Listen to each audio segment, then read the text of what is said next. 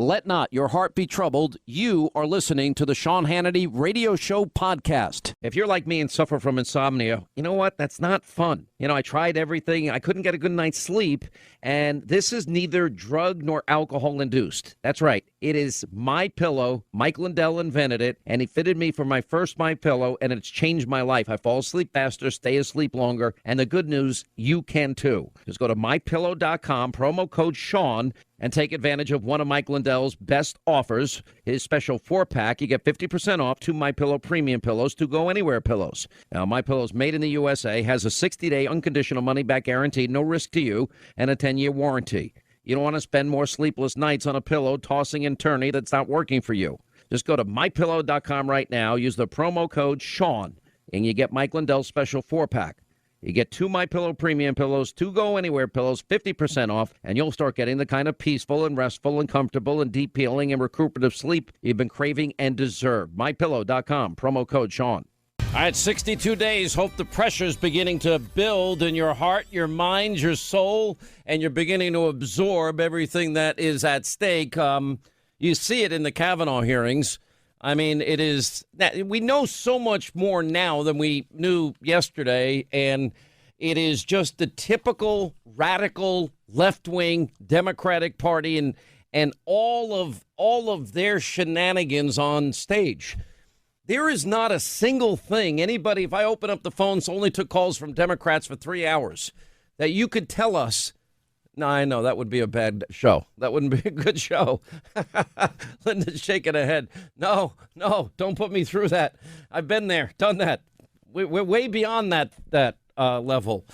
But if I did, you would be hard-pressed to get any positive, visionary agenda that's going to help the lives of the American people, that's going to make the country better than it is now. And all of the economic success we've been having now. And, we see it on display. You saw yesterday, the Senate Democrats interrupting the Kavanaugh hearing 76 times, inviting all their radical left-wing friends into the hearings. And one by one, whenever a Republican speaks, out they go. 76 times the Senate Democrats interrupted the Kavanaugh hearing yesterday.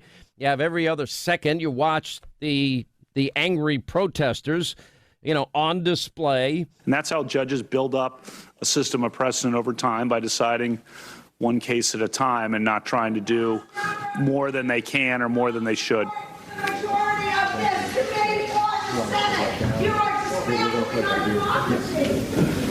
And Judge, don't you think that it was all orchestrated. It was all planned. NBC News, even they exposed how a call had taken place led by Chucky. I want to impeach Trump sooner than later. We have that on tape now. If you doubt what the midterm elections are all about. You had 70 people arrested yesterday. You had senators interrupting themselves 63 times just before lunch yesterday. And then you have the more bizarre conspiracies unfolding where, liberals accusing a woman sitting behind Kavanaugh being a white supremacist, that she was holding up a signal behind Judge Kavanaugh of white supremacism. I'm like, what are these people talking? Turns out that she's actually a Hispanic descendant of Holocaust survivors. There's no positive agenda that's going to improve the lives of the American people. And it gets even worse. The fiasco that we're watching today and we watched yesterday, Democrats trying to shut down the Kavanaugh confirmation hearings. It was all Chuck Schumer's compromise plan. That hours before Kavanaugh arrived for his Senate confirmation hearing yesterday, Schumer and all of his frustrated fellow Democrats, they know that Kavanaugh is going to be a Supreme Court justice. Anyway, they're debating, well, we're going to lose. Maybe we'll stage a mass walkout or not show up at all. And those discussions, culminating during a Labor Day conference call, and the senators, weighed the drastic protest measures, but opted against them, worried about what would come next and whether the fallout for a made-for-TV moment like that would undercut their efforts to defeat the nomination. I actually think they would have been better off not showing up or walking out, because this minute-by-minute, their ties to radicalism on display every single day. And so this is what they decided over the Labor Day weekend. So this whole travesty that you're watching today and yesterday, I guess in their view, was the tame and more responsible version of what it means to be a Democrat, which is basically let's just blow up the whole process and let's follow the Ted Chappaquiddick Kennedy model and let's bork Judge Kavanaugh. It's not going to work as hard as they try, or let's find something and we can, treat him like Clarence Thomas or any other number of more originalist or conservative justices, which is why elections have consequences, which is why in 62 short days, it's going to matter what happens to the country based on how you vote. This midterm will have enormous consequences. We also found out that it looks like a lot of these people that are in that hearing today and yesterday, apparently, according to reports, there are witnesses that identified people getting paid to show up and protest. You know what? Immediately as they interrupted after the Democrats on the committee did their thing, but about 1 minute into the Senate Judiciary Committee Chairman Chuck Grassley's opening remarks for the whole hearing, the protesters in the back, protect the rights of people with disabilities. We need to protect this and protect that. At one point, Senator Dianne Feinstein leaned over to Grassley and guesses that the protests will go on all day. I wonder how she knew that. Anyway, but the bottom line is, at the end of the day, he's going to be a Supreme Court justice. And all these liberal groups out there, they're not having the success that they had hoped for. And we do know that all the documents, in fact, we've got in terms of documents that Judge Kavanaugh has handed over more than more than the last 5 nominees' documents totals combined. And we're not getting enough documents. Well, they don't even read the ones that were put that they could go and look at that had some either sensitivity or privilege associated with them. They had the opportunity to do it, and they don't care. And despite of what was long held as the Ginsburg standard, no hints, no forecasts, no previews, she's not going to respond to any specific question, and she's one of the most liberal judges on the Supreme Court.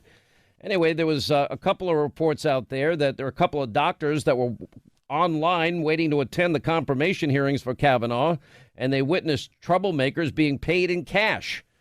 And NBC News reporting the Capitol Hill correspondent pre-planned all of these outrageous protests in the beginning. So you got basically Gateway pundits saying, according to one report, yesterday's orchestrated attempt by Democrats, including cash payoffs, and Democrats, rent a protester squads that they hired, actually witnessing and photographed by people who attended the hearings, giving money and getting paid. I'm sure that Robert Mueller will be looking into that any day now. I'm sure that's going to happen. But it's still part of the obstruction. This is what you're going to get, endless hearings if, in fact, the Democrats win in 62 days. And that is it. There's no vision to help the economy.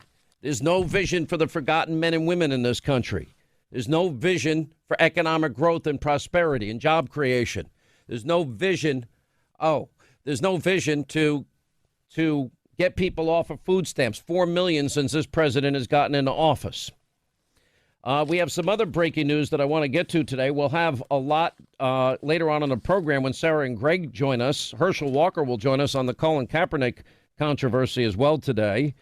And Colin Kaepernick can do whatever he wants. Nike can do whatever they want. They lost $4 billion in a day in cap share as it relates to Nike stocks, down nearly 4%. I mean, it's a disaster if you own Nike stocks.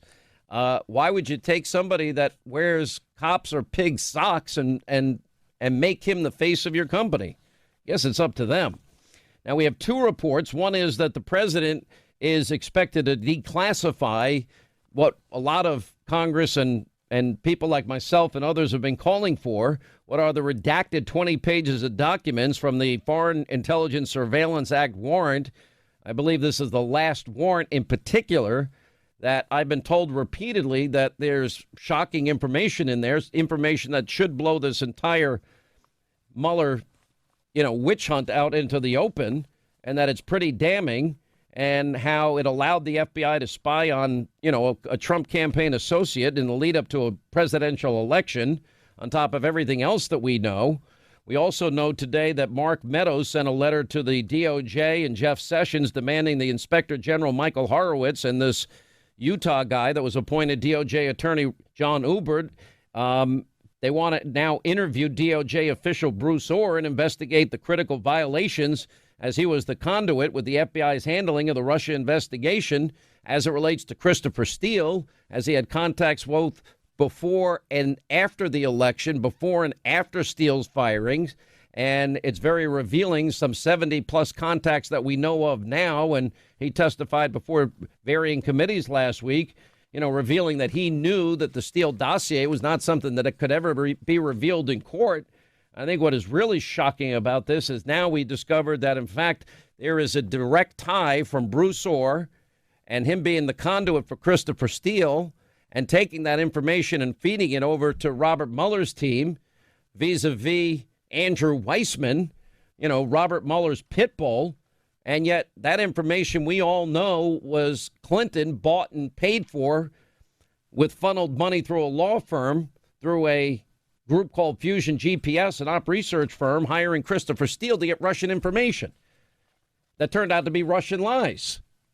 And the question is, how in God's name did we get here? That you have now Andrew Weissman and the whole Mueller team caught up in this mess of Hillary Clinton's bought and paid for phony Russian dossier when they are supposedly looking into Russian collusion. I mean, at this point, it's almost a bad, sick, twisted, ugly joke here.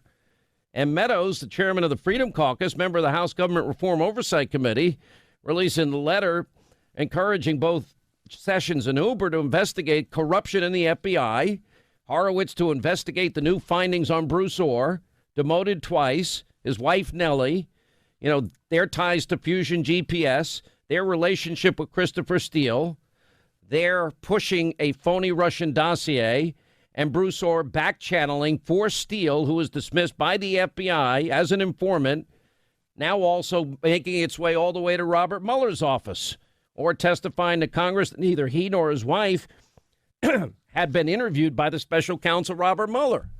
Well, why would they? Because they were having regular contacts and conversations, apparently.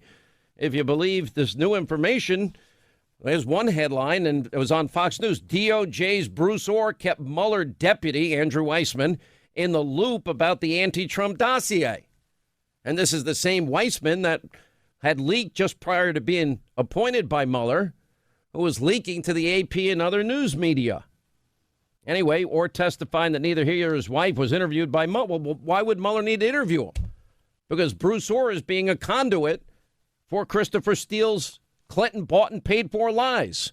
A guy that has said repeatedly he never wanted Donald Trump to be president, just like Lisa Page and Peter Strzok. I mean, this whole thing stinks now to high heaven. And now we got the whole special counsel's office tainted by this garbage. It raises massive concerns about Orr and Steele and their role and their connection, and Hillary paid for lies to influence the American people, used to obtain FISA warrants, and then used apparently to back channel information. Well, I hope the firewalls hold. I hope that we're not caught. I don't want to be exposed. And by the way, did your friends at the special counsel get the information I'm sending? This is Christopher Steele. Fired Christopher Steele. Phony dossier Christopher Steele.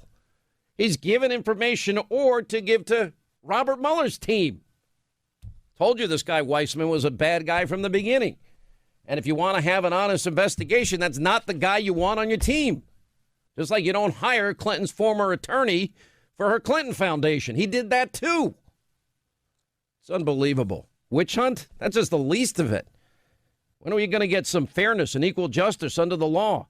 Maybe we're making progress. Maybe they now, by saying they'll accept some written answers, maybe they now see that all of these guys are going to be implicated here. So they'll say, okay, it's a wash. Okay, here's a report. We're done. Let's get out of this and never talk about it again. And hope the Democrats win in all these investigations and they get to shut up people like Hannity and Greg Jarrett and Sarah Carter, because nobody will pay attention to us because there won't be members of Congress that'll investigate it. With only a kite, a house key, and wet hemp string, Benjamin Franklin captured lightning in a bottle. Over 260 years later, with a little resourcefulness, ingenuity, and grit, we're not only capturing energy from the sun and wind, we're storing it, ensuring Americans have the energy they need whenever they need it. Learn more about the nation's leader in energy storage at nexteraenergy.com. Some of the important highlights from the Meadows letter is a transcribed interview with Bruce Orr that he points out raises grave concerns related to his role as a conduit between Christopher Steele and the FBI as Steele compiled what turned out to be phony Russian information that he wouldn't even stand up for himself. Everybody seems to forget that part, as they were disseminating this false information to influence the American people and basically rob votes from people because of their propaganda and lies, and then using it to get warrants in the case of Carter Page. But Orr was flagging instances in which the FBI and the DOJ broke from established protocol to further their investigation of the Trump campaign. Orr's testimony revealed that he had recorded how the status of his wife as a contractor for Fusion GPS presented, a conflict of interest. Also said how they understood Steele's dossier would never hold up in a court of law. Then how did it become the basis of a FISA warrant? Because in August of 2016, before the FISA court approved the FISA application of surveillance on Carter Page, well, Bruce Orr recorded this apparent conflict of interest and firsthand evidence of Steele's bias. And according to Orr's testimony, none of this was included in the FISA application given to the secret courts. Now you've got Comey, you got Sally Yates, you got Rod Rosenstein, and other high-ranking officials of the DOJ signing off on these FISA applications and subsequent renewals. And then it's being fed to Andrew Weissman, we find out. The way we operate in the Department of Justice, if we're going to accuse somebody of wrongdoing, we have to have admissible evidence and credible witnesses. We need to prepare to prove our case in court. And we have to affix our signature to the charging document. That's something that not everybody appreciates. There's a lot of talk about FISA applications. And many people that I see talking about it seem not to recognize what a FISA application is. A FISA application is actually a warrant, just like a search warrant.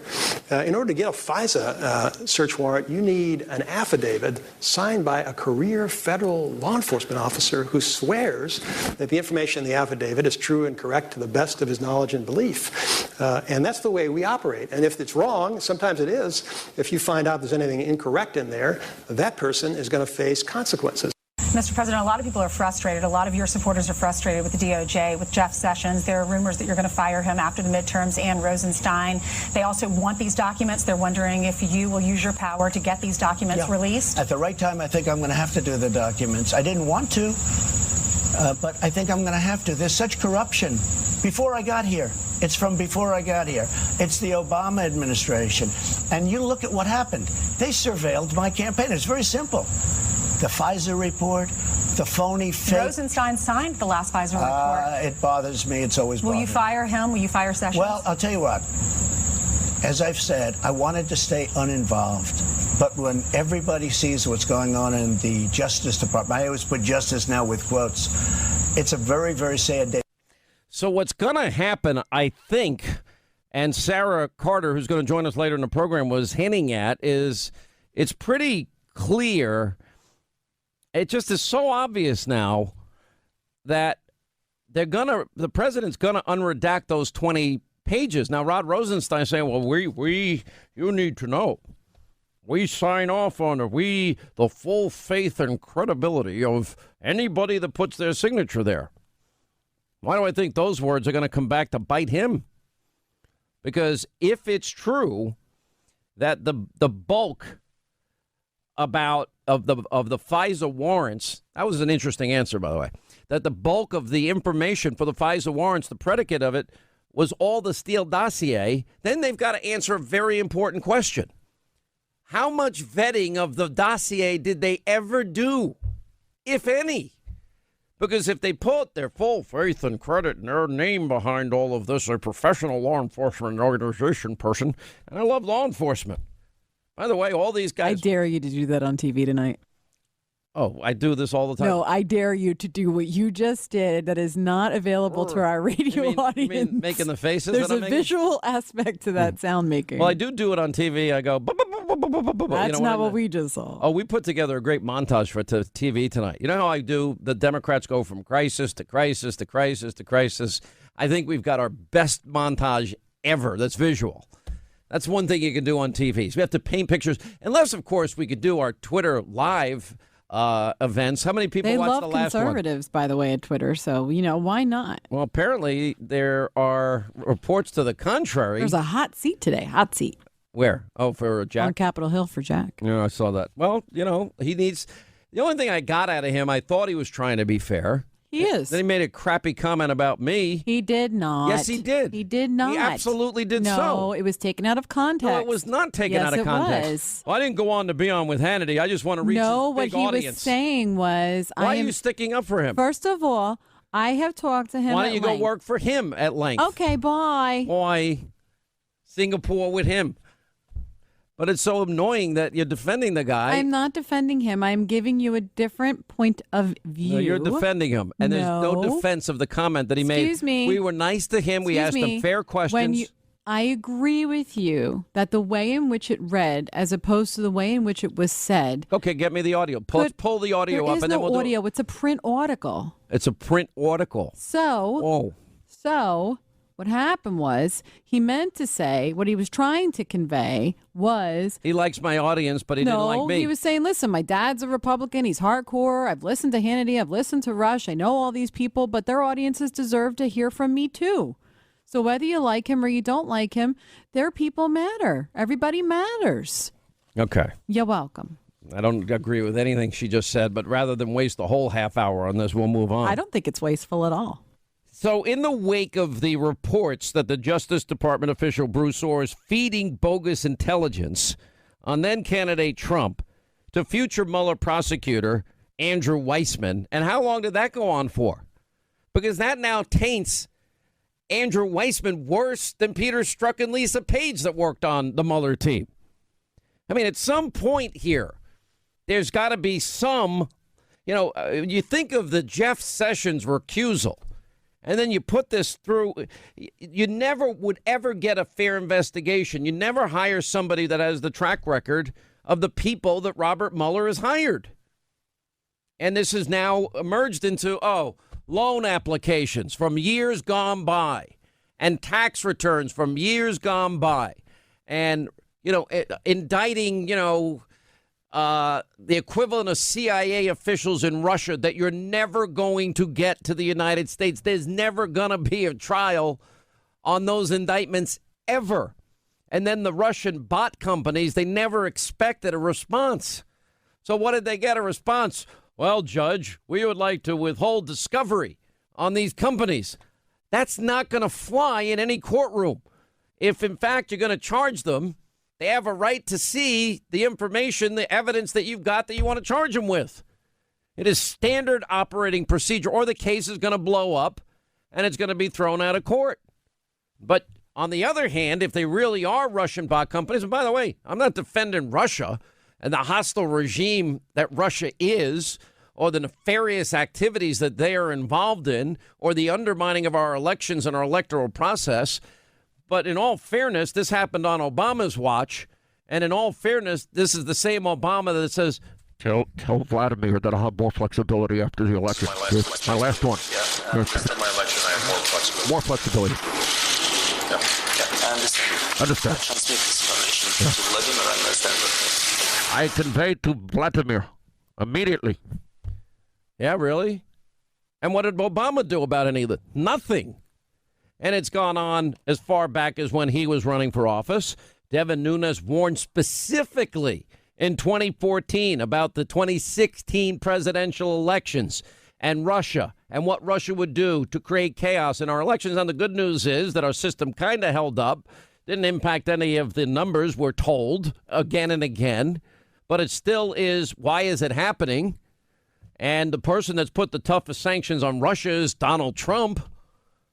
I mean, I guess you can say that there is a concession in the works here, but I'm not so sure that I trust anybody involved in this whole process.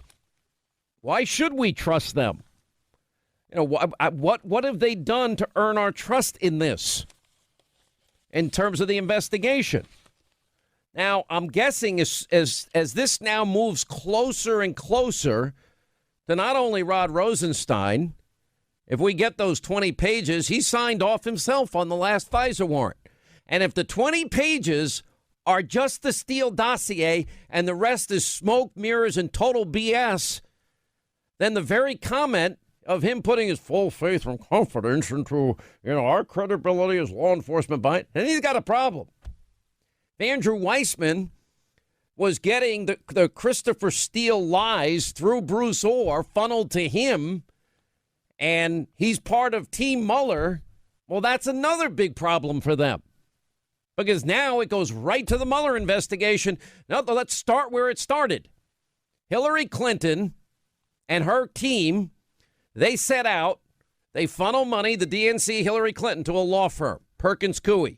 Perkins Coie then funnels it to an op research firm, which shows up, by the way, on campaign finance reports as a legal expense, not an op research expense. By the way, equal justice under the law. Maybe if it was Michael Cohen that did it, or maybe if it was Paul Manafort that did it, or I guess they got their sights now. They're pulling in Jerome Corsi to, I guess they're setting their sights on Roger Stone next. Roger Stone wasn't a part of the Trump campaign. Roger Stone, I'll repeat, was not a part of the Trump campaign. I was there. I knew. I followed it. I was actively involved all the time in the lead up to the 2016 election. I was one of the few people that said Trump can win. And my obituary was written 1,000 times over if, in fact, he had lost. Trust me. But back to the point. So it starts with Hillary and DNC money. She's controlling the DNC money at that time, according to Donna Brazil. They funnel the money to a law firm, legal expense on the campaign finance reports. Well, that would be a lie, because that money was then funneled over to Fusion GPS. They then hire Christopher Steele. I thought foreign nationals weren't supposed to be influencing our elections. He comes up with a fake, phony, fraudulent dossier full of Russian lies, salacious lies that were never verified or corroborated. Okay, that information is not only disseminated to the American people in the lead up to an election, because they want to influence the election. They want you to vote against Trump. They've already gone way deep in for Hillary, their favorite candidate. All the people in the Russia investigation hate Trump. Steele on record hating Trump. Bruce Orr hates Trump. His wife Nellie works for Fusion GPS. Page and Strzok, they hate Trump. And they want Hillary. Oh, and Comey obviously hated Trump. And then you've got all of them exonerating her, enabling her to get to the point where she can pay or funnel the money into the law firm, into the op research firm, hiring the foreign national to get Russian lies to influence our elections. But now you got to go back even further. And then you got, this relationship with the fired Christopher Steele, the guy that in his own country, under the threat of perjury, wouldn't even stand up for his own freaking dossier and said, I don't know if it's true. I have no idea. Maybe 50-50. It's raw intelligence. I don't know. Well, then he's still feeding this information to the FBI after he's fired for lying and leaking. And Bruce Orr turns out to be the conduit. Remember, his wife Nellie works for Fusion GPS. And now we're discovering that, all of these messages, geez, I hope the firewalls hold. I don't want to be exposed. Did you get in touch with your friends at the SC? That would be the special counsel. Well, who's the contact at the special counsel? Well, now we know. It's Bruce Orr. And Bruce Orr kept Mueller's deputy, his pit bull, Robert Mueller's pit bull, in the loop about the phony Russian dossier. You can't make this up. It's so bad. But it's all true. Quote, Weissman was kept in the loop on the dossier A source said while he was chief of the criminal fraud division, now assigned to special counsel Robert Mueller's team. Now, when are we ever going to ask the FBI, again, not rank and file. I always want to make the distinction because it's not fair to rank and file. Remember, Comey pulled this out of the field offices. Now we've got to ask the question, how much effort did they, if any, did they ever put into verifying and corroborating the Steele dossier that Hillary paid for with the funneled money, et cetera, et cetera? Because if they didn't try to verify it and corroborate it, and they still used it as the basis to get a FISA warrant to spy on a campaign associate of Trump, we know they didn't tell the court that Hillary paid for it. They knew it, but they didn't tell her. But then if they don't verify or corroborate it, they're still putting their name to it and attaching their name to it. As Rod Rosenstein, full faith and credibility of, okay, well, that would mean they didn't do their due diligence. And they were doing it because obviously they had a desire to destroy this president. You understand that this is what it's always been about. They saved Hillary, the favored, the anointed candidate here, and they set out in every way to destroy Trump. And they bought into this phony dossier that Hillary is the originator of. And it's now making its way into the special counsel's office. You got to be kidding me. This is unbelievable. And I think Orr is probably knows he's facing jail time. Sounds like Orr is singing or composing, probably just singing. Because based on the fact that he has all these notes, I would assume the notes corroborate what he's currently telling Congress. So we got to get that information. We also got to get the 302s. In other words, the conversations that were recorded that some have alleged and told me that may have been changed. Linda's actually eating real food, a French fry. That is shocking. What is it, a stress? That's fake news. I don't know what you're talking about. You're eating a French fry. You're going to lie. I have a bridesmaid's dress Ethan, to wear. what is she wearing? Oh, I'm wearing. What is she eating? Bridesmaid's dresses and French fries. I was asking no two questions. comment on both. Is she eating French fries or not? They appear to be French fries. I mean, I don't know what they appear. Be Jason, called. what's she eating?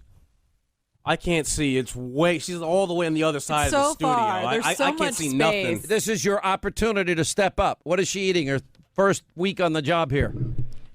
No idea. Wow. You're welcome. Wow. You just put your... Jason, really? A2 Brute? Really? I'm looking at you, man. It's like I don't have time to look at what other Who people has time What to is look in that thing Who that she's can look eating at out of? anything else but you and your sparkling You're voice eating and French fries. personality? I'll take a picture and Do you show want the any? audience. Are you jealous? No, I don't want any French Do fries. you want something to eat? Don't you think my food's disgusting? I'll pour some salt on them. It could be veggie fries. I'm surprised you haven't put like orange puke on it like you usually eat I'll every throw day. up right now and we'll tweet it out. Or something green that looks like Linda Blair projectile. All right, glad you're with us. Hour 2, Sean Hannity Show. 800-941-SEAN if you want to be a part of the program. It's a pretty fascinating development in that as a op-ed in the New York Times, I am part of the resistance inside the Trump administration. New York Times saboteur inside the White House. It's interesting how the New York Times sets it up. The Times today is taking the rare step of publishing an anonymous op-ed essay. We have done so at the request of the author, a senior official in the Trump administration whose identity is known to us and whose job would be jeopardized by its disclosure. We believe publishing this essay anonymously is the only way to deliver an important perspective to our readers, especially 62 days out of an election. We invite you to submit a question about the essay or our vetting process here. Not that they care. And it goes on. President Trump is presidencies unlike any we faced. Special counsel looms large. Well, all evidence is there's no evidence of collusion. I could take this apart sentence by sentence, or that the country is bitterly divided over the president's leadership. That's happened many times in our history. Or the party may lose the House to an opposition party hell-bent on his downfall. That's not his fault. the dilemma, which he does not fully grasp. Yes, he does. Yes, he fully does. Is that many senior officials, this party doesn't know, in his own administration are working diligently from within to frustrate parts of his agenda and his worst inclinations. I would know. I am one.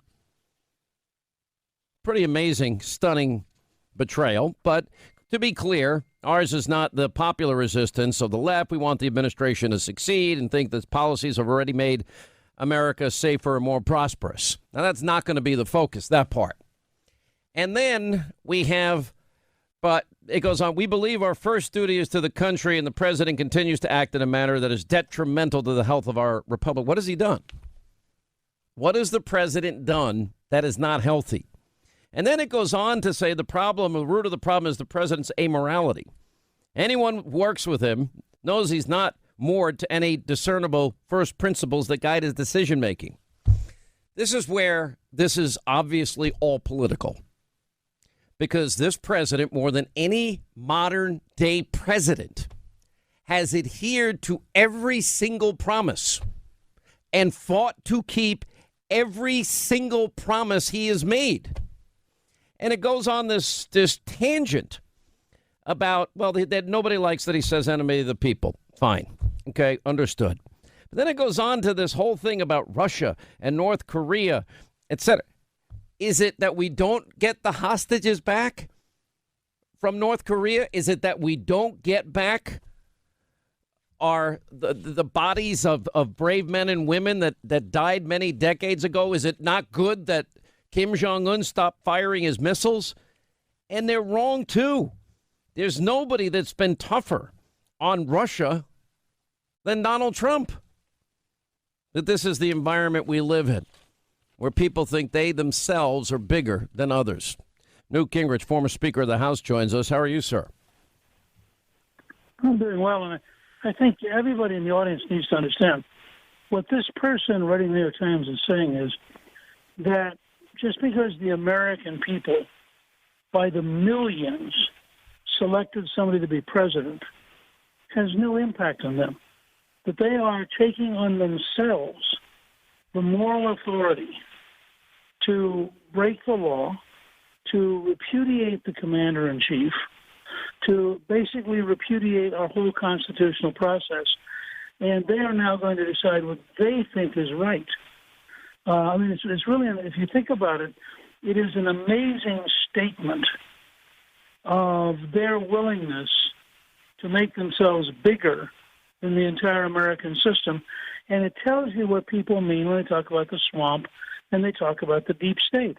I mean, here's a person emerging anonymously in the New York Times to say, in essence, yes, I am the deep state, and I am going to do everything I can to make sure that President Trump cannot perform the job that the American people gave him. Now, if you think about it, that's an extraordinary statement of arrogance on the part of some person who didn't win the election, didn't run for office, has never told the rest of us what they believe in, but they've now decided not only that they're going to undermine the President of the United States, but they're going to go to the New York Times and tell the rest of the country how proud they are of undermining the American president. You know what's amazing? Because it does remind me a lot of like Peter Strzok and his arrogant attitude and Comey and some of these other people that have acted in ways that they show that they think, well, Peter Strzok, in his own words, they're smelly Walmart people, Trump supporters, and that, or irredeemable deplorables or people that cling to their God, guns, Bibles, and religion. There's a contempt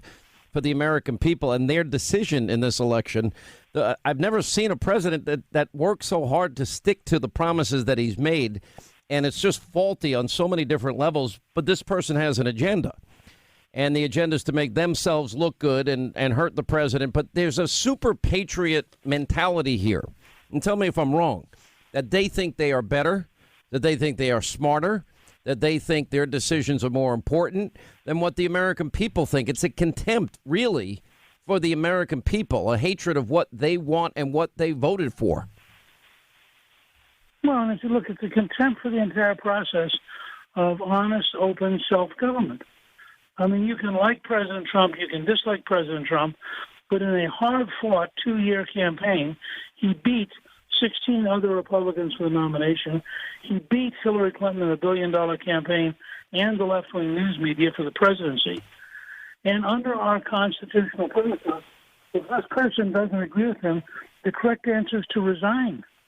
I mean, we have a system here where you can say, well, I find this guy to be so unacceptable as president, I'm resigning. That's totally honorable, and it would be out in the open.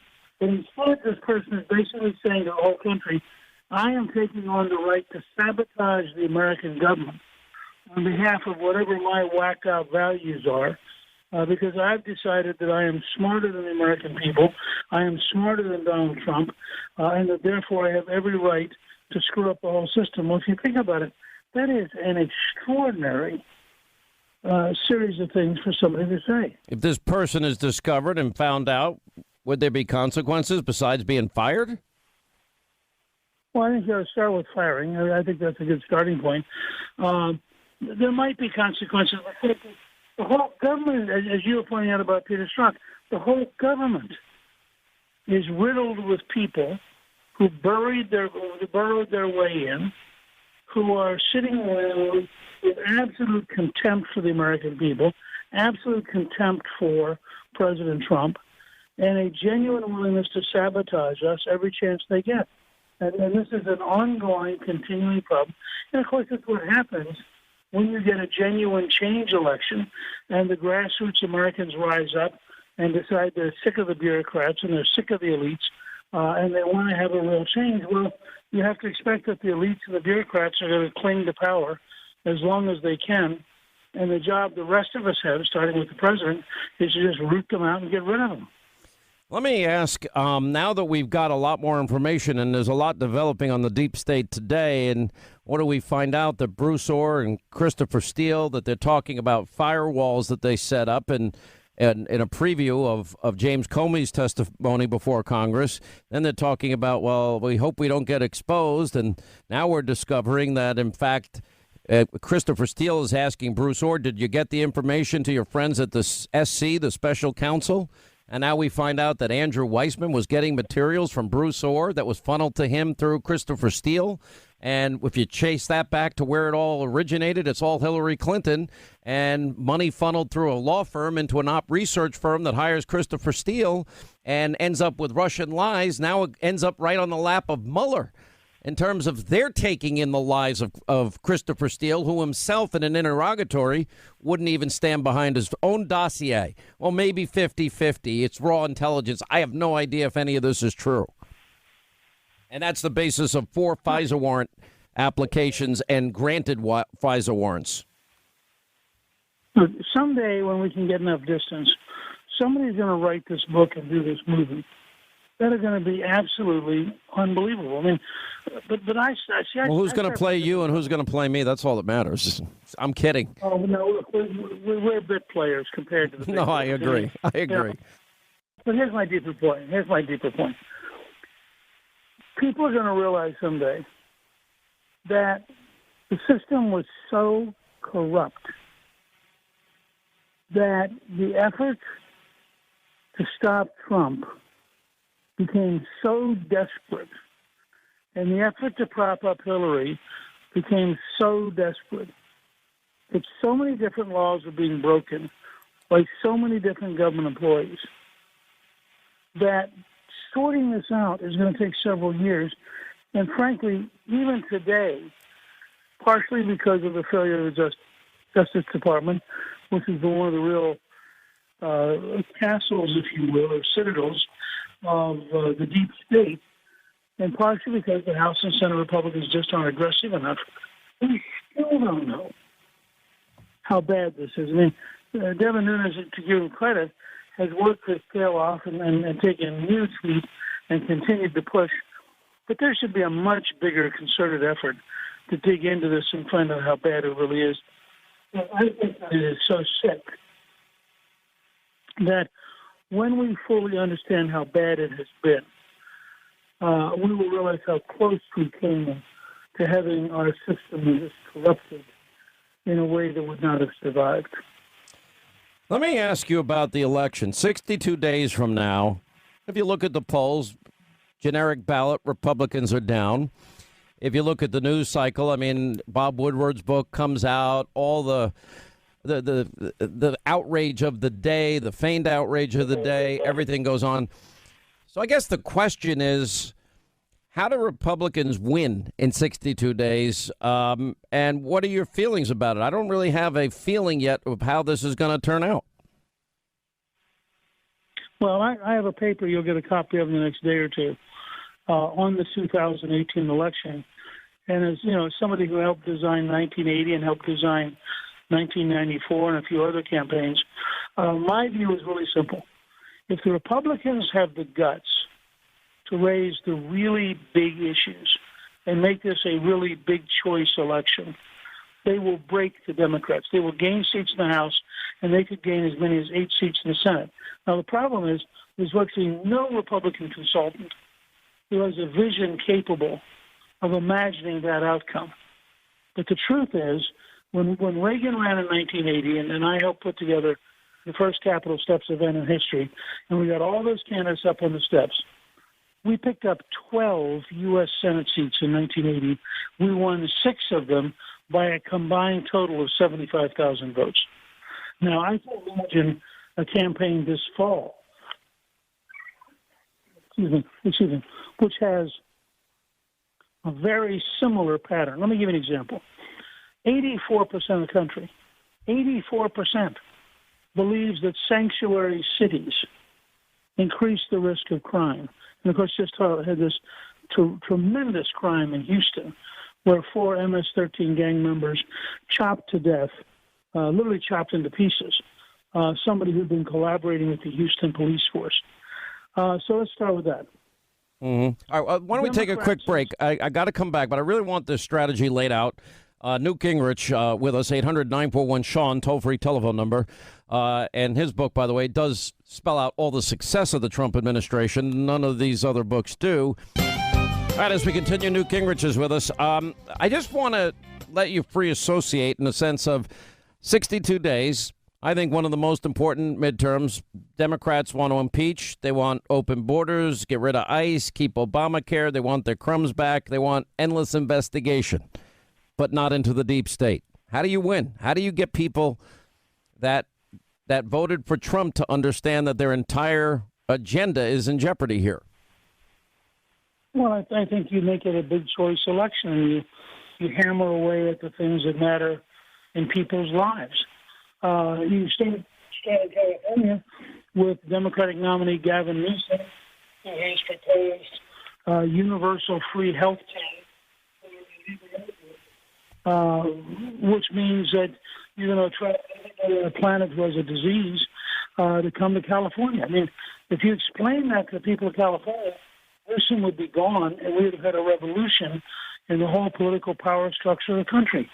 If you take the Feinstein bill for open borders, which every single Democrat in the Senate has co-sponsored, every single one of the Democrats who's up for re-election could be in trouble. There's not a state in the country that has 25% of the people favoring open borders, because common sense Americans understand that in the age of the jet airplane and the age of the internet, if you had open borders, you'd have 40, 50, 60 million people showing up. It's totally unsustainable. It's unsustainable now. Well, right. But I'm going to say, we have to have the argument to say, this is who they really are. This is what they want to do. They make them own their slogans. And I think a Republican Party that's willing to go toe-to-toe is like Margaret Thatcher or Ronald Reagan. You want to go to this, what Trump did to Hillary in October of 2016. I've got to run, but Mr. Speaker, we're going to stay on this all throughout the 62 days leading up to the most important election, midterm election in our lives. Thank you for being with us. Herschel Walker next. He's put his money where his mouth is, nearly $1 million to community efforts to be a bridge builder. Familiar with the gentleman by the name of Colin Kaepernick? Colin Kaepernick is a basketball player, right? Do you know who Colin Kaepernick is? I have no idea who that is. You don't know who Colin Kaepernick is? I don't watch television. I probably wouldn't even watch this. Nike just announced they've made Colin Kaepernick the new face of their Just Do It 30th anniversary campaign. You think they made a good choice? Yes, because I think he legitimately does protest in a good way. You think they made a good choice? Just talk to me in about a month when their stocks go down. I respect what he does. I think everybody should have the choice whether they want to stand up or not. I personally don't agree with that type of protest, but if Nike chooses him and they think he's the best one, then so be it. Do you think that it would be smart for businesses to stop with the politics? To my mind, yes, but again, it's like, where do you draw the line? All right, there was Tommy Lahren asking people last night on Hannity what they think of this controversy. We now have, after the 30th anniversary of Nike, Just Do It, and now they have Colin Kaepernick. Believe in something, and, he acts like he's the big victim in all of this, which isn't exactly true if you look at his record. Now, it's a pretty interesting development in as much as I don't support boycotts, but I look at Nike, and I look at last night we showed you on television Colin Kaepernick wearing socks depicting police officers as pigs. And I'm like, okay, why? Why a broad sweeping generalization against men and women, the vast, overwhelming 99% of which every day go to work to protect and serve and put their lives on the line for us and to keep all of us safe? And it seems, why would Nike in any way want to get involved with Colin Kaepernick in that controversy? Now, what's fascinating from an economic standpoint, if you own Nike shares and stock, you're probably not a happy camper today, because after they announced that, the cop bashing and take a knee when the national anthem is playing, kind of washed up quarterback Colin Kaepernick is going to be the new face of the company. Well, their stock took a $4 billion nosedive. I thought the whole idea of celebrity endorsements was to add to company revenues.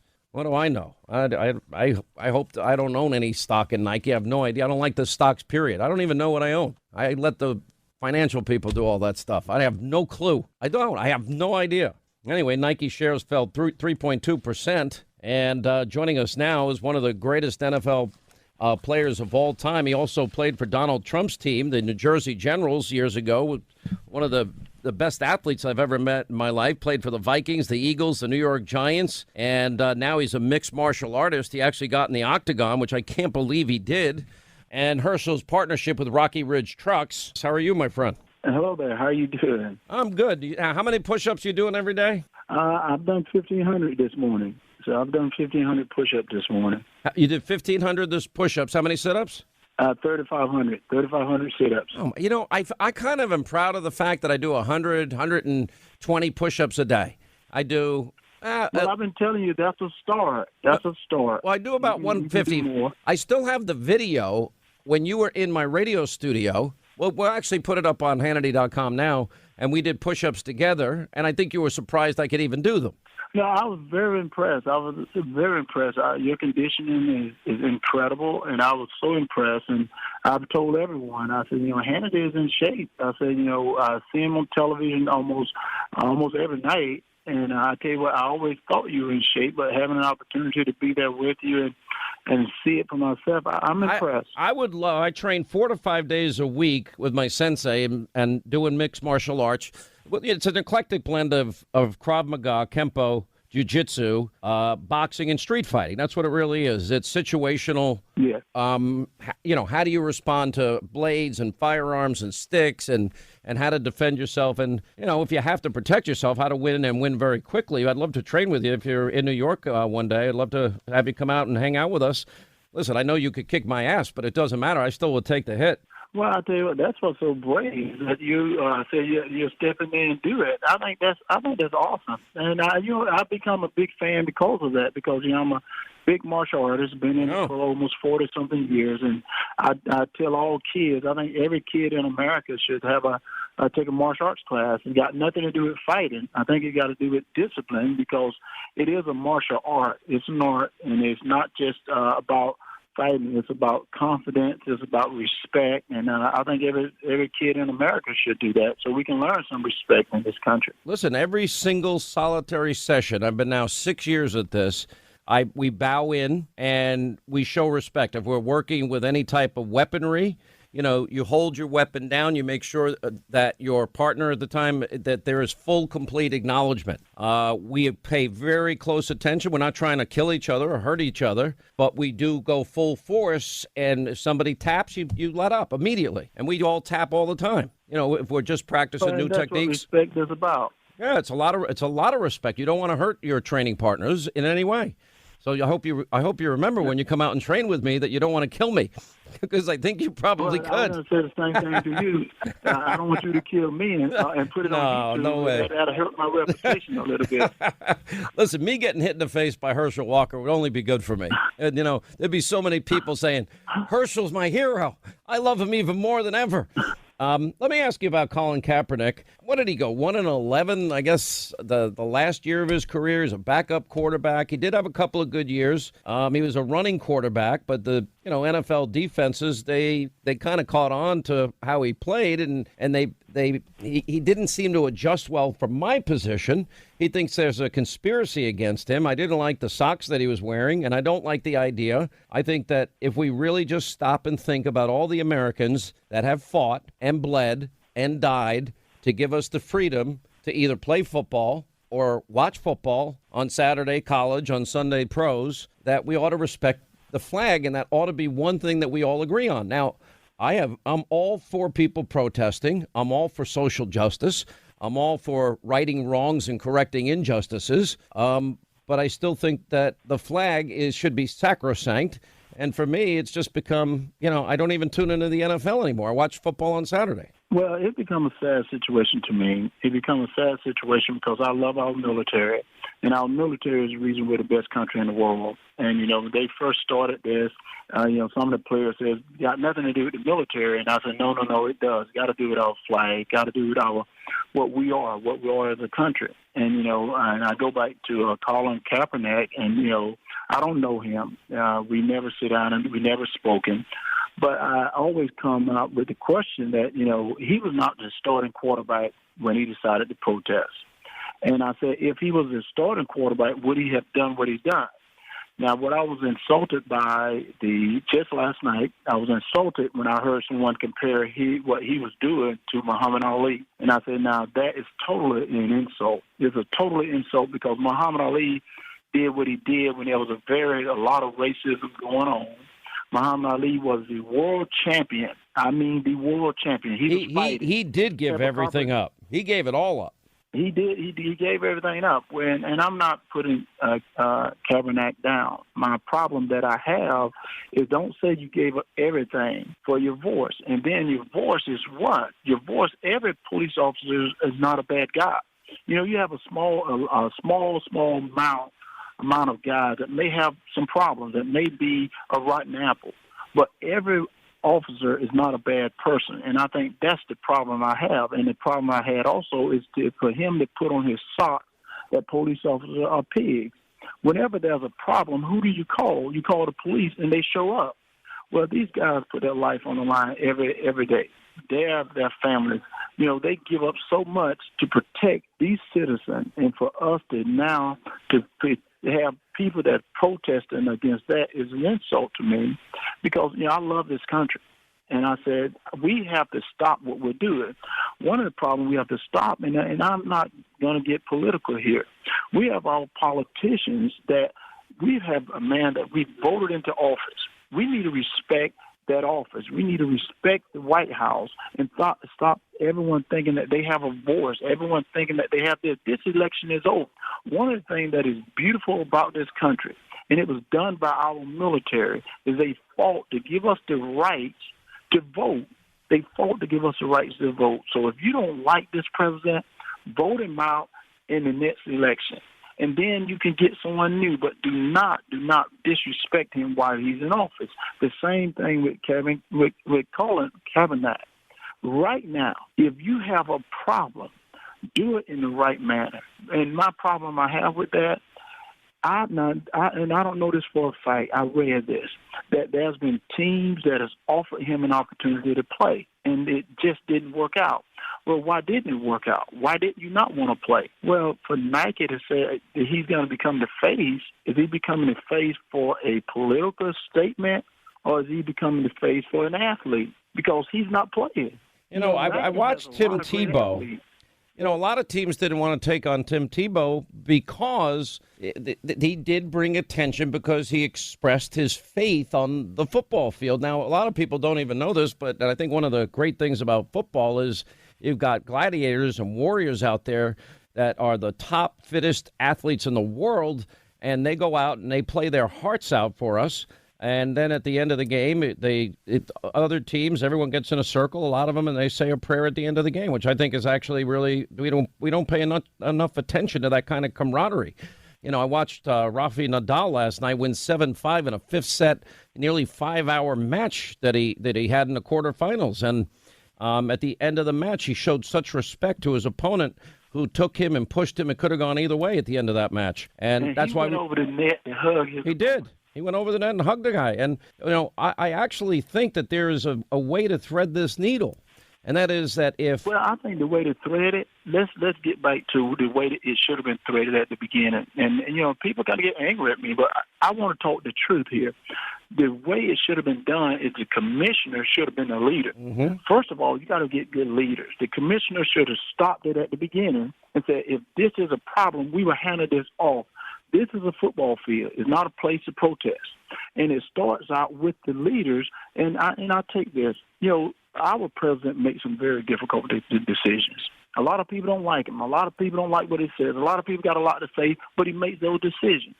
Where the commissioner of the NFL, when this first started, should have said at that time, no, everyone was staying.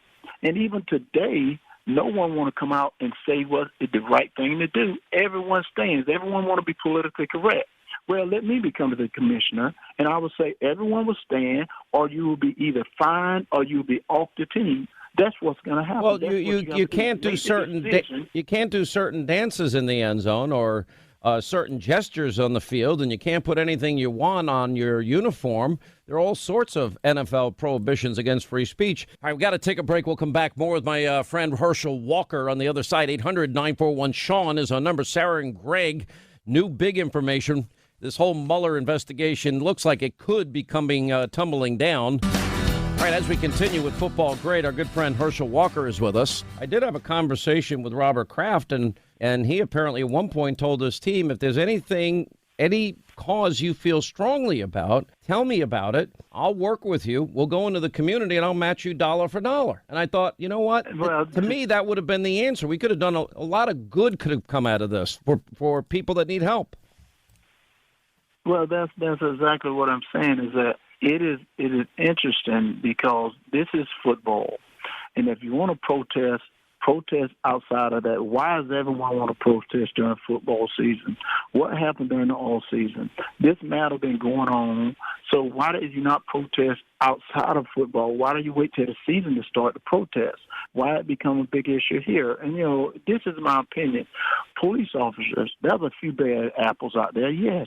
But the majority of our policemen are great, great people. The majority of our policemen are great, great people. The national anthem means something to me. And by the way, in fairness, the majority of NFL athletes are great people that work so hard to get where they are, like you did. Yes. And, you know, and we're paid well to do what we do. And we have to become leaders. And there's no doubt, becoming a leader means you want to have a voice. You want to speak out. And there's no doubt, people are going to disagree with you. But in instances like this, when you protest against the police department, policemen that put their lives on the line, because I know at night when there's a policeman that's about to stop a car and he's by himself. But he's no idea. There's no idea what's coming up. But I'm going to have to run here. But great about this country. Yeah. One thing that's great about this country was built on laws. And I think we've forgotten about the laws this country was built on. And the way we can become a better country is to continue to abide by the law. There's no doubt, should we improve certain laws? Yes, we can improve them, but we don't improve them by doing what we're doing right now. All right, the great Herschel Walker, my friend, thank you for being with us. We always love having you on. 800-941-SEAN, toll-free telephone number. News Roundup Information Overload. Sarah and Greg, explosive new details. It looks like the Mueller team has been caught red-handed doing things that they shouldn't be involved in. That's next. All right, News Roundup and Information Overload Hour. Sean Hannity Show. Write down our toll-free telephone number. You want to be a part of the program. It's 800-941-SEAN if you want to join us. A lot of news breaking today as it relates to the deep state. Number one, Congressman Mark Meadows sent a letter to the Department of Justice, Attorney General Jeff Sessions, demanding the Inspector General Michael Horowitz, the recently appointed DOJ attorney, this guy out in Utah, John Huber, interview the now in battle DOJ official Bruce Orr and investigate critical violations in connection with the FBI's handling of the Russia investigation, the Bureau's process to obtain a highly secret warrant to spy on a short-term volunteer for the Trump campaign. The letter was released today, encouraging both Sessions and Huber to investigate possible corruption in the FBI and for Horowitz to investigate the new findings on Bruce Orr, who has now been once the fourth highest ranking official in the DOJ, demoted twice. His wife, Nellie, working with the Clinton paid for op research firm with funneled money through Fusion GPS, hiring Christopher Steele, etc. But the new documents reveal that Orr had this longtime relationship with Christopher Steele. He was becoming the conduit. He dealt with Steele both before the election, well after the election, before his firing, after his firing. And we just learned in the last few days that the Department of Justice, Bruce Orr, was keeping Andrew Weissman, who's on Robert Mueller's team, in the loop about the Steele dossier, which now makes sense because in some of the text messages and correspondence that went back and forth between Bruce Orr and Christopher Steele, not only was Christopher Steele scared to death of Grassley's investigation, he was hoping the fire walls would hold when Comey was about to testify before Congress, and he feared being exposed. Well, and he wanted questions and he wanted information funneled through Bruce Orr to the special counsel. Now we know that apparently Bruce Orr kept Mueller's deputy, his pit bull, in the loop in all of this. It gets very, very troublesome. Sarah Carter's article today goes through all of that, and we'll get to some of the highlights of Meadows' letter in a second here. Catherine Herridge also has a report out on Fox News. She is reporting about Mark Meadows asking the DOJ on this very specific topic. We also know that the president is expected to declassify the redacted 20 pages of documents from the final FISA warrant application that have never been made public, which allowed the FBI to spy on Carter Page. This was long after they knew that Hillary had paid for it. They never told the court that, and a number of other discrepancies and omissions that are very troubling on a whole lot of levels. Anyway, joining us is Sarah Carter, is a investigative reporter, Fox News contributor. Greg Jarrett, 3 weeks and running, the author of the New York Times bestseller, #1 bestseller, The Russian Hoax. Welcome both of you to the program. Sarah, let's start with two of your reports here. Well, I think there's just so much happening today, and I expect it to get a lot busier as the weeks come up, Sean, because there is a strong belief now, and President Trump himself has made a couple of statements already that he will declassify 20 pages that were held top secret and classified of the FISA, of the Carter Page FISA warrant. Now, remember, over 400 pages have been turned over, heavily redacted. The FISA warrant itself was heavily redacted, and there was a big battle between Congress and the DOJ over the last 3 or 4 months. In particular, was when they really intensified over getting these 20 pages basically redacted so that the American people, unredacted so that the American people could see them, and then they could expose what was actually happening. We do know that a number of lawmakers have already made statements that there was significant exculpatory information that was withheld from the FISC court, that is from the top secret court in the land, that the FBI and DOJ purposefully withheld that information because they knew about it. And a lot of that had to do with Bruce Orr and his relationship with Christopher Steele. I have also been told, and this is new news, that there is going to be information in those documents that will shock all of us, something that we will not expect. Now, because it is highly Are you talking about the 20 pages or... I'm talking about the 20 pages. Well, Sarah, I know you've long enough. We've now been on this case for 20 years, and when you say something is going to be shocking, you already know what it is. I wish I could tell you. I wish I did know what it is. But because I have an idea, and that was only from my personal guessing from our work and the research that we've all been doing, Greg Jarrett, Can you give us Sean, like a headline what it might be about or who it might be about? I was told it's something that will shock the conscience. Okay, let's go to Greg Jarrett. Look, I respect the fact that Sarah protects her sources, and there's a whole process by which you get to break these news stories. I've heard the same thing Sarah has heard.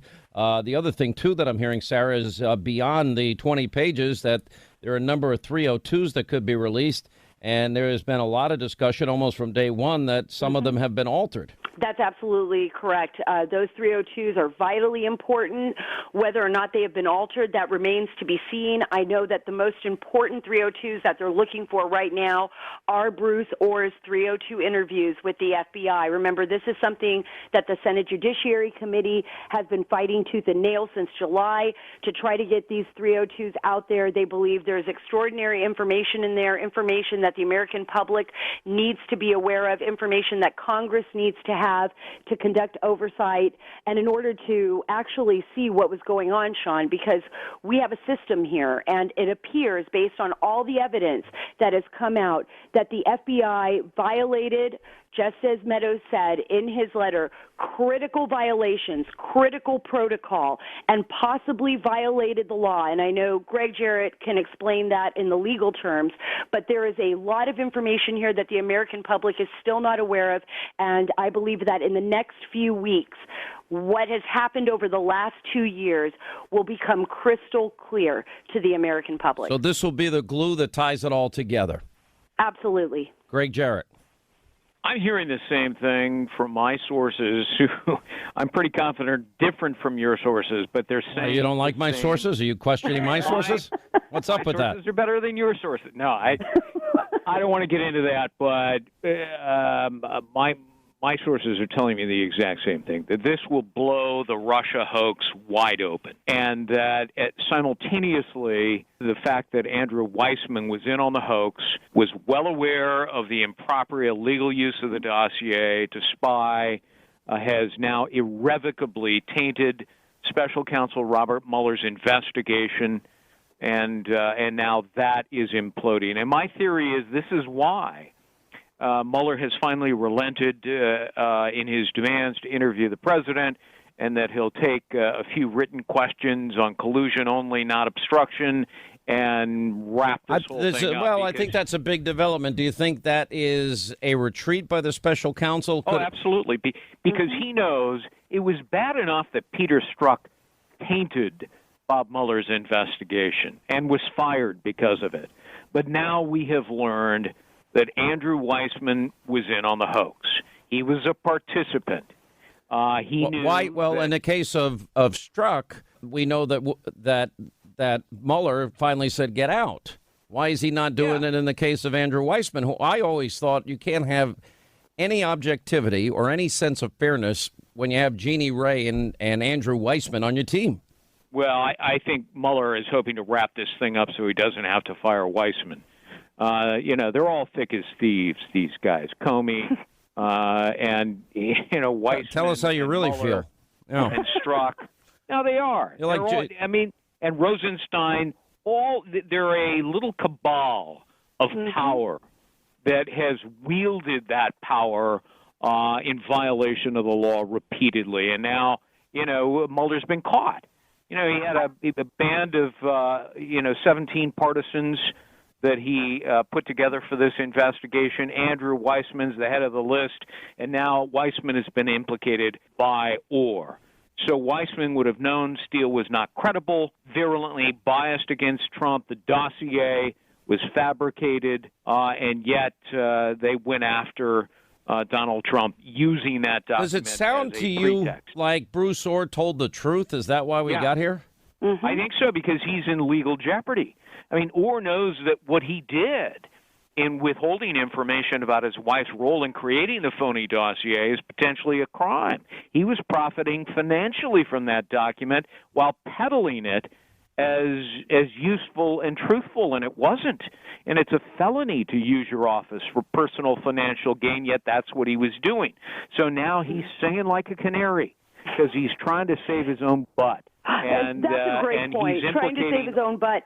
But, Sean, if you read the letter from Meadows, what's so incredible here is that Bruce Orr knew there was a conflict of interest. He documented that. And people knew that he felt there was a conflict of interest with his involvement in this investigation. So he himself implicates himself. And why didn't he tell his own Department of Justice? He says he told the FBI. And more importantly, why did he remain in contact with somebody who apparently testified to the House committees last week that he knew was not credible, Christopher Steele? Absolutely. And let's just go back to another thing. His boss, Sally Yates, signed off on the FISA, the first FISA. That was his boss. Are you telling me she didn't know? I would want to question her if I was Congress. I would want to question Bruce Orr again. I would want to get to the bottom of that. And the very last FISA, that fourth FISA renewal, was signed off by none other than Rod Rosenstein. So Rod Rosenstein had all of that information. He signed off on that FISA. This 20 pages, this is Rosenstein's FISA. This is Rosenstein's FISA. Yeah. Nobody else's. So when it comes out, when they declassify these 20 pages of the final FISA, which was a culmination of all those other FISAs, the other three that they had put in, this is Rosenstein's FISA. So not only is Weissman already discredited the Mueller special counsel investigation, but Rosenstein himself, who is supposed to be overseeing this, is the guy who signs off on the final FISA? You might be giving us hints into what the 20 pages could reveal. I'm very interested in what you're saying. All right.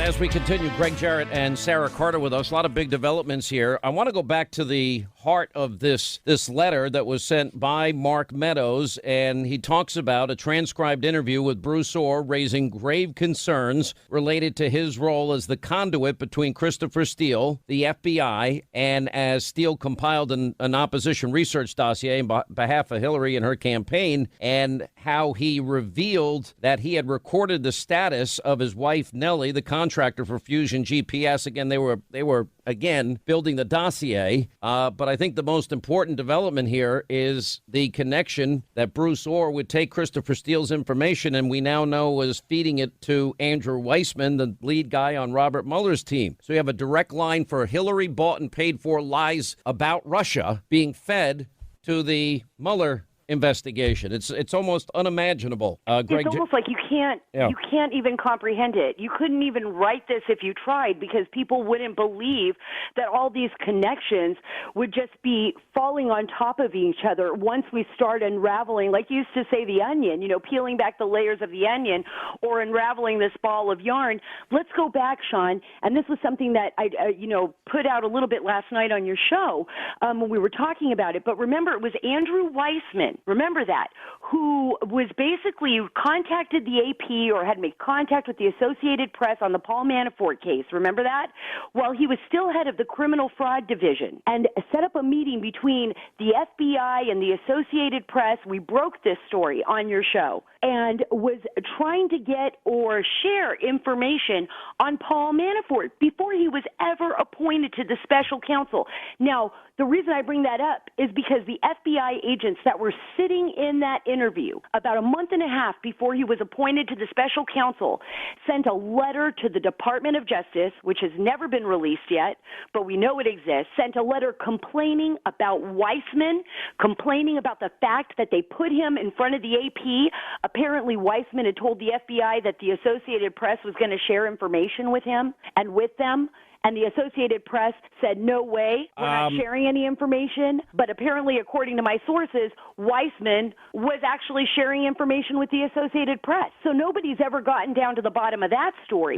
But Weissman has been involved in this from the beginning. From the time he was head of the Criminal Fraud Division, he was getting information from Orr. And remember that note Orr put at the bottom of his, he had been writing these handwritten notes, And he was specifically saying, there's basically nothing on Trump, but we got to keep going after him. Stay right there. We'll continue with Sarah Carter, Greg Jarrett on the other side of this break. A few more minutes. We'll also get your calls in here. 800-941-SEAN, our toll-free telephone number. You want to be a part of the program. Quick break, right back, and we will continue more of these details. Tonight we'll spell it all out and break it all down for you on Hannity on the Fox News channel. President, a lot of people are frustrated. A lot of your supporters are frustrated with the DOJ, with Jeff Sessions. There are rumors that you're going to fire him after the midterms and Rosenstein. They also want these documents. They're wondering if you will use your power to get these documents released. At the right time, I think I'm going to have to do the documents. I didn't want to, but I think I'm going to have to. There's such corruption. Before I got here, it's from before I got here. It's the Obama administration. And you look at what happened. They surveilled my campaign. It's very simple. The Pfizer report, the phony fake. Rosenstein signed the last Pfizer report. It bothers me. It's always bothered me. Will you fire him? Will you fire Sessions? Well, I'll tell you what. As I've said, I wanted to stay uninvolved. But when everybody sees what's going on in the Justice Department, I always put justice now with quotes, it's a very, very sad day. The way we operate in the Department of Justice, if we're going to accuse somebody of wrongdoing, we have to have admissible evidence and credible witnesses. We need to be prepared to prove our case in court. And we have to affix our signature to the charging document. That's something that not everybody appreciates. There's a lot of talk about FISA applications. And many people that I see talking about it seem not to recognize what a FISA application. A FISA application is actually a warrant, just like a search warrant. In order to get a FISA search warrant, you need an affidavit signed by a career federal law enforcement officer who swears that the information in the affidavit is true and correct to the best of his knowledge and belief. And that's the way we operate. And if it's wrong, sometimes it is, if you find out there's anything incorrect in there, that person is going to face consequences. I wonder if he's talking about himself. That was Rod Rosenstein back in May. I wonder if he's going to eat those words at some near future date, perhaps. Anyway, glad you're with us. 25 now until the top of the hour. Mark Meadows sending a letter to the DOJ, the Attorney General, demanding the Inspector General, Michael Horowitz, the recently appointed DOJ Attorney, John Huber, investigate what we now know to be Bruce Orr and, of course, his connections to Christopher Steele. And now their attempt to, apparently there was some type of collusion relationship that was ongoing with Andrew Weissman in terms of information that was being backdoored or being the conduit for Christopher Steele to give his phony dossier information to Andrew Weissman, who is the lead guy on Robert Mueller's team. I think that pretty well sums it up. Greg Jarrett and Sarah Carter continue with me. Greg. Yeah, you've summed it up quite nicely. This is a corrupt endeavor to frame Donald Trump using faulty documents that were knowingly false and fabricated, false intelligence. And all of the people, including Rod Rosenstein, Andrew Weissman, all part of the Mueller investigation were involved. Peter Strzok as well. And so I think when these documents are declassified by the president, maybe as early as tomorrow, although it will then take several days before them to be released, I think it'll blow the whole thing wide open. And I think Robert Mueller's investigation, which has already been corrupted and tainted, will implode, and he knows it. Which is why he's trying to wrap it up now, conceding that... I'm not so sure that that's necessarily... Is he trying to wrap it up, or did he want to subpoena the president, and it was the Justice Department that said, no, this has gone on far enough, we're not going to approve that tactic, and then he had to come back with, well, we may accept some written answers from the president. Well... Oh. You can see Bob Mueller and Rod Rosenstein sitting down with a case of the for reals, as I call it, and saying, what are we going to do now to get ourselves out of this? Well, wait a minute. Why would they finally do it? I mean, we already have gone through the history of Andrew Weissman. Nobody seemed to give a damn up to this point. Nobody gave a flying rip that the Clinton Foundation lawyer, Jeannie Ray, was appointed by Robert Mueller. Nobody cared that he had Strzok on his team. Nobody cared that it's, 15 of the 16 people are all Democratic donors to Obama and Hillary. Nobody implicated Andrew Weissman until Bruce Orr did a week ago. And armed with that information and knowledge that the president was going to declassify these incriminating documents, they realized that their corrupt acts were about to be exposed. Do you believe it? Let me ask Sarah, do you agree with Greg's theory on this? Because I'm not so sure. I'm more. Look, maybe I'm more skeptical. No, look, I do, only for these reasons. I believe that they just never expected that there would be people out there with the tenacity, like Greg Jarrett, like what we've been doing, other reporters out there, Daily Caller, a few others, not many, to continue to pound this into the ground, to continue to search for the truth. And every day, more and more information came out. I don't believe when Robert Mueller accepted that position from his friends, by the way, to be the special counsel. I think in the beginning he was like, yeah, I'm going to do this. I don't think he knew for a hot minute how bad it was. I think he understood that there were some issues and that he was going to maybe save some butt, like Greg said, He's probably going to go out there and save a couple of his friends to, fight for Comey. So the last thing he's going to do is bringing in Jerome Corsi to try and, entrap Roger Stone? I mean, is that the next leg in this whole thing? I know, it's just ridiculous. There's nothing to go after. This is what's so crazy. He has to try to make cases to put some notches on his belt to just salvage his own legacy. He jumped into the I don't know. net. I have never, ever believed, and I'm listening to both of you, and both of you have been right the whole time, and I think this is the first time our point